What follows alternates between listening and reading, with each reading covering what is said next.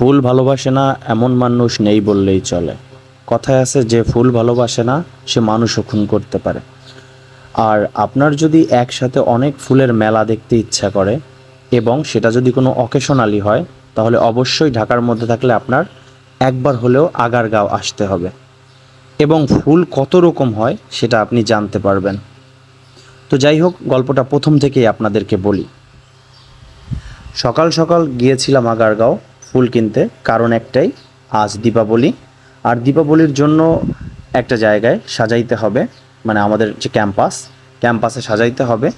তো এই ক্যাম্পাসে ফুল আনার দায়িত্ব আমার উপর ছিল। তো যথাসময়ে আমি আগারগাঁও পৌঁছায় যাই। আর আগারগাঁও পৌঁছায় তো আমি আগে পরে ফুল কিনতে গেছি, বাট বেসিক দোকানে।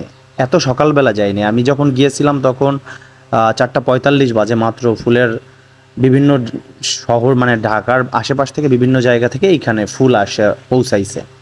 এত সাদা গোলাপ একসাথে রাস্তার উপর দেখলাম। তারপর আস্তে আস্তে হোলসেল মার্কেটের মধ্যে ঢুকে গেলাম। জানতে পারলাম যে এটা একটা হোলসেল মার্কেট এবং এখানে নাকি ফুল অনেক রিজনেবল প্রাইসে পাওয়া যায়। এবং চোখের যে শান্তি আমরা যেটাকে বলি, ফুল দেখলে যে একটা চোখের শান্তি কাজ করে, এখানে সেই ফিলটা পুরাদমে ছিল। তো যেহেতু দীপাবলিতে আমরা শুভ দীপাবলি লেখা, তারপরে ওটার উপরে ফুল দিব, তাই আমাদের গাঁদা ফুলের দরকার ছিল। আমরা গাঁদা ফুলের কিছুক্ষণ দরদাম করলাম।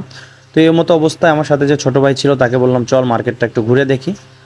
তো মার্কেট ঘুরতে গিয়া আমার আনন্দ আরও অনেক গুণ বেড়ে গেছে। এর একমাত্র কারণ হচ্ছে নানান ধরনের ফুল।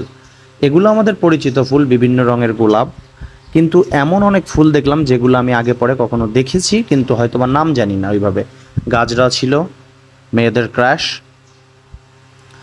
এরপর চায়না রোজ নামে একটা রোজ ছিল, যেটা ছিল সাইজে অসম্ভব ছোট কিন্তু দেখতে খুবই আকর্ষণীয় ছিল। ভিডিও শেষের দিকে আছে। এই যে এটা যেন কি ঘাস ফুলের মতো কি একটা ফুল নাম বলেছিল, আমি এক্স্যাক্টলি এখন বলতে পারছি না, বাট ফুলগুলো দেখতে অনেক সুন্দর ছিল। প্রত্যেকটা ফুল এই আলোতে, এই যে আলো, সোডিয়ামের আলো, এতে আরও বেশি সুন্দর লাগতেছিল। যেহেতু কালী পূজা, তাই জবা ফুলের অনেক কালেকশন ছিল ওনাদের কাছে। জবা ফুলগুলো দেখতে অনেক আকর্ষণীয় ছিল মাত্র। তো শেষ পর্যন্ত আমরা দরদাম করে আমাদের প্রয়োজন মতো নিয়ে রওনা দিলাম। তো রওনা দেওয়ার সময় দেখলাম যে যখন আমি আগারগাঁও থেকে আসতেছিলাম তখন পূর্বাশার আলো দেখা যাচ্ছিল এবং চলে আসছি। এ পর্যন্তই ছিল। সবার দীপাবলি ভালো কাটুক। শুভ দীপাবলি।